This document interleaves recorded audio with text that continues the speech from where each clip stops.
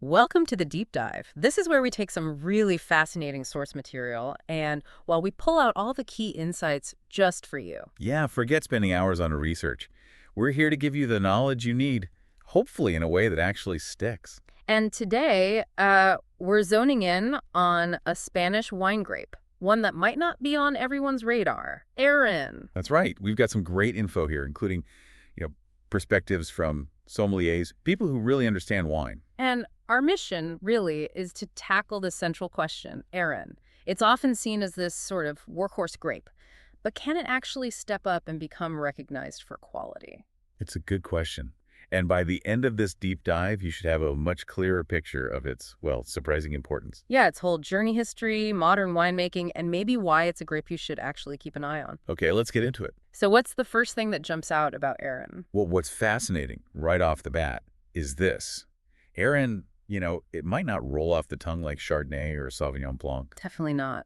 but it's actually the most planted white grape variety in Spain. Wow, the most planted. Yes, and it's right up there, globally speaking, among the top few most planted varieties overall. That's incredible. So a global heavyweight that many wine drinkers, maybe even knowledgeable ones, haven't really heard of. Exactly. Just think about that for a second. It really speaks to its importance, doesn't it? Particularly in Castilla-La Mancha, that massive region in central Spain. That's absolutely its heartland, and it makes perfect sense when you look at the conditions there. How so? Well, it's just incredibly resilient. It has to be to cope with those harsh conditions. We're Well, talking intense summer heat, serious droughts. right. Tough place to grow grapes. Very tough, and Aaron handles it. Plus, it's a really productive vine. So historically, it was the go-to for simple, everyday wines. Just easy drinking stuff. Easy drinking, quick consumption, and also, crucially, the base for a lot of Spanish brandy. Ah, okay. Distillation. Exactly. But, like we hinted, the story seems to be changing, doesn't it?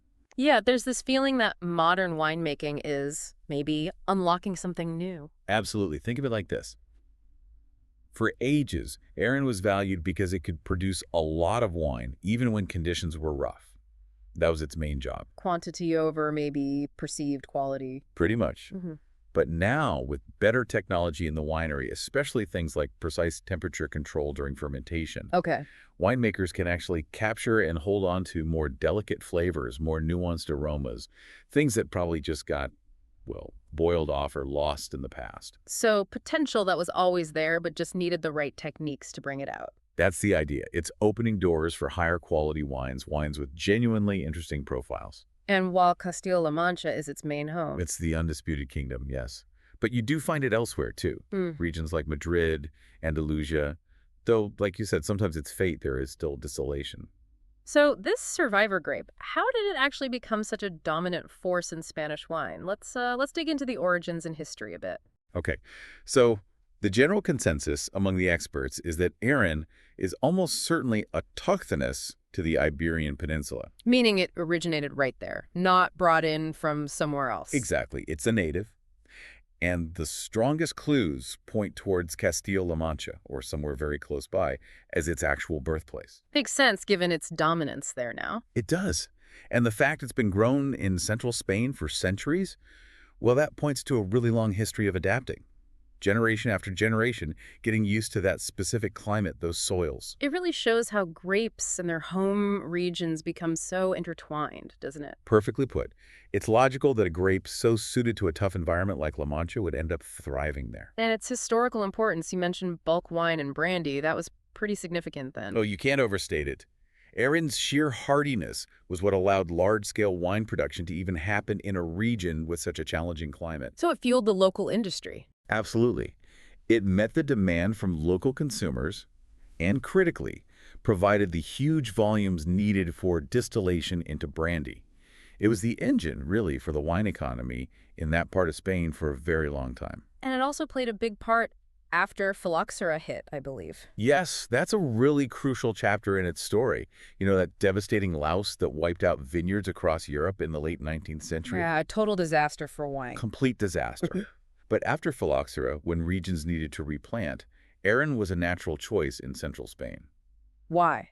Because it was tough. Exactly. Yeah. It's proven resilience to the local conditions, its reliability, and its economic importance just made it the logical option for rebuilding vineyards. So that really cemented its position as the #1 white grape there. It really did. And now, as we've been saying, its role is shifting. From being mainly about bulk wine and spirit production, we're seeing this genuine effort to explore its potential for better quality table wines. Using those modern methods you mentioned. Right. Especially that temperature-controlled fermentation. It's a key tool in this whole transformation process. Okay, let's switch gears a bit and talk about terroir, the specific places where Airén really shines. What is it about the land and the climate that helps it express itself best? Well, you absolutely have to start with Castilla-La Mancha's climate to understand Airén. It's extreme continental, Meaning, meaning really hot summers, really cold winters, and not much rain. Very dry. sounds tough. It is. And that climate has basically acted like a natural selection process over hundreds of years. It's forced the grape to adapt. How did it adapt? Key things are developing incredibly deep root systems that lets the vines search way down for water, Clever. and also thicker grape skins that gives protection against drying out in that intense sun. So it's a grape that's literally shaped by this environment. So it's not just barely hanging on, it's actually suited because of these tough conditions. That's a great way to put it. Yeah. But even within La Mancha, it's not all uniform. Altitude plays a part. Higher vineyards make a difference. Definitely. Higher spots often get bigger swings between daytime and nighttime temperatures, what we call the diurnal range. Okay, hot days, cool nights. Exactly. And those cooler nights are vital. They help the grapes hang on to their acidity. Ah, right. Acidity is crucial for balance in white wines. Crucial. The heat builds up the sugars, but the cool nights stop the acids, particularly malic acid, from breaking down too much. So you get better balance in the grape. Interesting. And those cooler nights also seem to help develop more complex aromatic compounds. So it's a natural balancing act going on up there. What Yeah. about the ground itself, the soil? Does that matter much for Airén? It does. Airén seems pretty adaptable, actually. It can grow in various soils. But it really seems to perform particularly well in the poor calcareous soils common in Castilla-La Mancha. Poor soil is good. That sounds weird. I know, it sounds counterintuitive. Go. But poor soil, often chalky and well-draining, means the vine has to work harder. It restricts its vigor, its leafy growth. And vines that aren't excessively vigorous tend to put more energy into the grapes themselves. You often get smaller berries, but they're more concentrated, more sugars, acids, flavor compounds packed in. Ah, I see. Quality over quantity, in a sense, driven by the soil. Exactly. And sometimes, though it can be subtle, the specific minerals in the soil, like that chalkiness, might even give a little hint of minerality to the wine itself. Fascinating. And you mentioned other regions like Valdepeñas. Yes, Valdepeñas is another important area. And the specific terroir there, its own variations in climate and soil, will give Airén grown there a slightly different character compared to, say, La Mancha plains. Okay, so the environment sets the stage, gives the raw material, but then it's down to the winemaker to craft the final wine, right? How do different techniques in the winery change the style of Airén? Oh, winemaking is absolutely pivotal, especially with Airén. One of the most critical things we keep coming back to is that precise temperature control during fermentation. Why is that so important again? Because Airén naturally tends to be lower in acidity. If you ferment it too warm, you risk losing all those delicate, fruity, and floral aromas. They're quite volatile. So you need to keep it cool to keep the freshness and the smell. Exactly. It's like you're carefully preserving the grape's subtle perfume. You have to coax it out gently. Makes sense. Are there other techniques people are using? Yes. Another one gaining traction is strategic skin maceration. Skin contact, Yeah. like with orange wines. Well, not usually that long. It's typically a much shorter period where the juice stays in contact with the grape skins, maybe before fermentation starts or just for a short while during. And what does that do? It can help extract more aromatic precursors, basically compounds that turn into aromas later and maybe a tiny bit of tannin, just enough to add a little bit of structure or texture to the wine. Interesting. What else? Then there's Surly aging. Surla on the lees, the spent yeast cells. Exactly. Letting the wine sit on these dead yeast cells after fermentation. As they break down, a process called autolysis, they release compounds into the wine.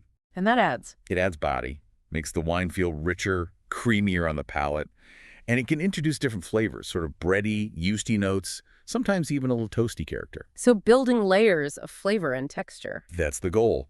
And finally, some winemakers might use oak, but usually neutral oak, and very carefully. Neutral oak meaning older barrels that don't give off strong oaky flavors. Precisely. The aim isn't to make an oaky wine with lots of vanilla and spice from the barrel. It's more about adding perhaps just a hint of spice, maybe rounding out the texture, giving a bit more structure, but without masking the grape's own character. So lots of tools in the box for winemakers working with Airén. Definitely. And all these different approaches mean you can find quite a range of Airén styles. You'll get those light, super fresh whites, bursting with green apple, pear, subtle floral notes, often with that nice lively acidity. A simple, refreshing style. Yes. But then you'll also find wines with more weight, more complexity, maybe from that skin contact or the lees aging. They'll have richer textures, more nuanced aromas. So if someone's trying Airén, maybe for the first time, what are the typical characteristics they should look out for? On the nose, on the palate. Generally, you'd expect fresh white fruit aromas. Think crisp green apple, maybe some pear. Often there are subtle floral hints too, perhaps white flowers, and sometimes a little touch of citrus. And tasting it. On the palate, the acidity, as we said, is usually in the low to moderate camp. Not super sharp. The body tends to be light, maybe light to medium. Overall, the impression is usually one of freshness, pretty easy drinking. And again, those terroir factors and winemaking choices we discussed can really tweak that profile. Absolutely. Remember the altitude. Higher vineyards can give you a bit more zip, brighter acidity, maybe more defined aromas. Right. And those winemaking calls, cool fermentation keeps those delicate smells. Lees aging adds the texture and complexity. It all shapes the final wine. So any tasting tips? Just focus on that freshness first.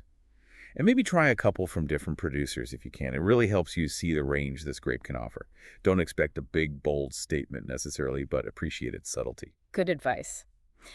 Now, let's connect it to the table. Food pairings. How does Airén work with food? Its versatility actually makes it a pretty good food wine, maybe surprisingly so. Okay. What kind of dishes? Let's start with Spanish food. Sure. For those lighter, fresher Airén styles, think classic cold tapas. Things like olives, anchovies, maybe some pan con tomate. Also a cool gazpacho on a hot day. Perfect. Lightly fried fish like boquerones fritos. Or even simple gambas al ajillo, the garlic shrimp, as long as it's not swimming in super heavy oil. The wine's crispness cuts through nicely. Sounds delicious. What about the Airén wines that have a bit more body, more complexity from that lees aging, perhaps? With those, you can definitely step it up a bit. They can handle something like arroz con verduras, a vegetable rice dish, maybe a lighter seafood paella. Simple roasted chicken would work well, even a classic tortilla española. Okay, quite versatile within Spanish cuisine. What about beyond Spain? International dishes. Yeah, absolutely. The light, fresh styles are great with things like fresh salads, maybe grilled whitefish with just lemon and herbs, simple cooked shellfish like mussels or clams, even lighter styles of sushi, actually. Interesting. And the more complex ones. Those could pair nicely with, say, pasta dishes with fairly light cream sauces, maybe a creamy asparagus risotto, or simple roasted poultry like turkey or chicken. So even though it might be more delicate than some other whites, that acidity and structure it does have are still important for pairing. Exactly. It might not be high acidity, but the balance is usually there, and that's key. And don't forget, serving temperature, keep it nicely chilled. Right. Using a decent glass helps too. Yeah. And like we said with tasting, exploring different producers can open up more pairing possibilities as you find styles you prefer. Airén so tied to specific places in Spain. Can you tell us a bit about the denominations of origin, the DOs, and what those labels mean for Airén? Sure. Castilla-La Mancha, as we've established, is the absolute heartland. And within that huge region, the La Mancha DOP is king. DOP meaning Denominación de Origen Protegida. Exactly. Protected Denomination of Origin. La Mancha DOP is the largest single DOP in Spain, maybe the world, and it's the main source for Airén wines. What do the La Mancha DOP rules cover? They set standards for things like yields, grape varieties allowed, winemaking practices. But importantly, they cover a pretty wide range of styles for Airén, from young and fresh to barrel-aged, even some sparkling. So seeing La Mancha DOP tells you the origin and that it meets certain quality benchmarks. So it's a key indicator for a lot of Airén. Definitely the most common one you'll see. Then also within Castilla-La Mancha, you have the Valdepeñas DOP. How is that different? Valdepeñas also focuses significantly on Airén, often making monovarietal wines, so wines made just from Airén. They have their own specific rules and are generally known for producing really fresh, fruity Airéns, often with a characteristic little mineral edge. Okay, another important one to look for. Are there others? Yes, there are other DOPs within Castilla Mancha, like Manchuela, Mentrida, Ribera del Guadiana. They all grow Airén and contribute to the region's diversity, each potentially adding their own local twist. And outside La Mancha. You do see it elsewhere, as we mentioned. For instance, in the Dio Vinos de Madrid around the capital. Now, are there specific wineries or brands that people should look out for if they want to try a good quality Airén, something that shows its potential? Yeah, definitely. There are producers doing really interesting things. Bodegas Fontana, for example, they do an organic Airén under the Fontana Mesto label. Hmm. It's usually really fresh, vibrant, good citrus, and mineral notes. A great example of that cleaner style. Okay, Fontana Mesta. Who else? Bodegas Volver. Their Volver Airén often shows a bit more elegance, maybe lovely white flower aromas, crisp green apple, really nicely made. Volver. Got it. Any more widely available options? For sure. Bodegas Felix Solis Avantis makes huge amounts of wine, but brands like Viña Albali and Los Molinos often include very accessible, fruity, good value Airén, easy to find. Good for trying it out without breaking the bank. Exactly. Then you have producers like Pago del Vicario, who might use Airén in blends, focusing on expressing their specific vineyard site, their Pago. Right. And someone like Manuel Menzenake, who has a Vino de Pago designation that's a high-quality, single-estate classification, might potentially include top-notch Airén in some of his blends, too, although maybe not always labeled as such. So the market sounds like it's mostly high volume and affordable, but there's this growing niche of quality-focused producers really pushing things. That sums it up perfectly.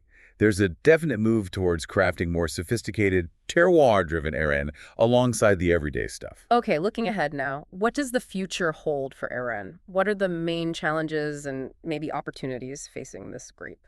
Well, climate change is a big one, no doubt about it. How does that specifically affect Airén even though it's heat resistant? Well, even resistant grapes have limits. Rising temperatures could still affect acidity levels, pushing them even lower. More erratic rainfall, more intense heat waves. These can disrupt the ripening cycle, impact yields. It's a challenge. So adaptation is key. Absolutely crucial. Things like selecting the best clones, ones maybe even more suited to heat or drought, adopting sustainable farming, better water management, healthier soils, and using precision viticulture, really understanding vineyard variability block by block. Makes sense. What other challenges? The market itself is tough. Yep. The white wine market is incredibly competitive, both from international grapes like Sauvignon Blanc and Chardonnay and other Spanish whites. So Airén needs to stand out. It does. Producers need clear differentiation. They need to communicate effectively what makes Airén special, what its unique qualities are, tell its story. Are there opportunities alongside these challenges? Oh, yes. Sustainability, for instance. There's growing consumer demand for wines made with respect for the environment. Producers who embrace organic farming, water conservation, biodiversity, that's a real plus. And innovation. Always key. Continued research in the vineyard, finding those climate-resilient clones, refining farming techniques. And in the winery, playing with fermentation, maybe more lees aging exploration, perhaps even different styles like late harvest or skin contact Airéns for niche markets. So lots of potential still to unlock. I think so. Its versatility is a massive asset. It can make different styles for different tastes. Any other angles? Well, indirectly, Macabeo, which can be Airén in some places, though often its Viura is used in Cava. That gives it a sort of global presence, even if people don't realize it's Airén. Ah, interesting link. And there's that small but prestigious market for elegant aged white Riojas using Viura, which again sometimes has Airén blended in. Plus, there's generally a growing interest worldwide in indigenous local grape varieties. People are looking beyond the usual suspects. So Airén fits that trend. It fits perfectly. The key is strategic communication, highlighting the quality potential, the versatility, the connection to its place. If that happens, the outlook, based on its inherent resilience and the innovation happening, is actually pretty positive, I think. Okay, so let's wrap this up. As we finish this deep dive on Airén, what are the main things you want people to take away? I think the core points are, firstly, its surprising significance, one of the most planted white grapes globally. Right, that scale is amazing. Secondly, its incredible resilience, how it's adapted to those tough Spanish conditions. Thirdly, its versatility. It can make different styles of wine. From simple and fresh to more complex. Exactly. And finally, that ongoing evolution in quality we're seeing now, driven by modern winemaking. So the message is clear. Airén is definitely more than just a high-volume workhorse grape. Absolutely. When it gets the right care and attention, both in the vineyard and the winery, it can produce genuinely diverse, interesting wines that really speak of where they come from. And for you, listening to this, what's the call to action? My advice, go out and find some Airén. Especially look for bottles from those producers who are clearly focusing on quality, maybe trying different styles or highlighting specific terroirs. Give it a try. Yeah, give it a try. You might honestly be surprised, maybe even delighted by what you find. It challenges preconceptions. Okay. And one final thought for you to ponder after we finish. Something to mull over. Given everything we've discussed about Aaron's resilience, its adaptability, Hmm. how do you think its role, its perception in the wider world of wine, might change in the coming years, especially with ongoing climate challenges and shifting tastes? Something to think about. Thanks for joining us and exploring the surprising depths of the Airén grape today.